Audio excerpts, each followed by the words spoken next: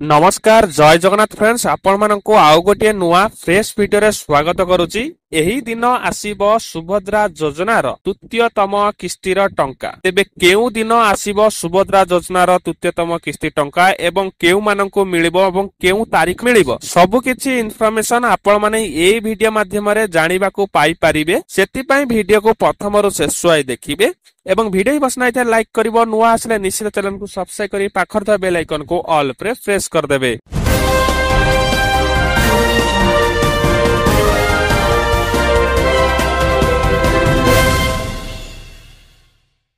राज्य सरकार सुभद्रा योजना रे दुईटी किस्ती टंका हिताधिकारी खाता को आसी सारी।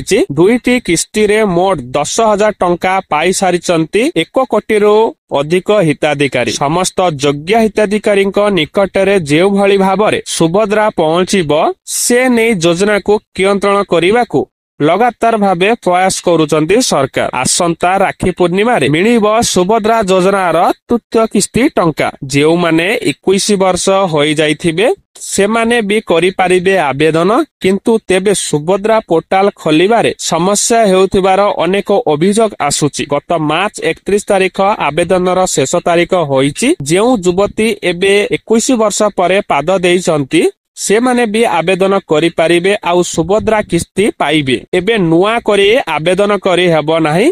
बड़ कथा होची आगो आउ किस्ती अनुजाई नुहे बरंग एका बेले समस्त हिताधिकारी खाता को 5,000 टंका लेखाए आसीबो।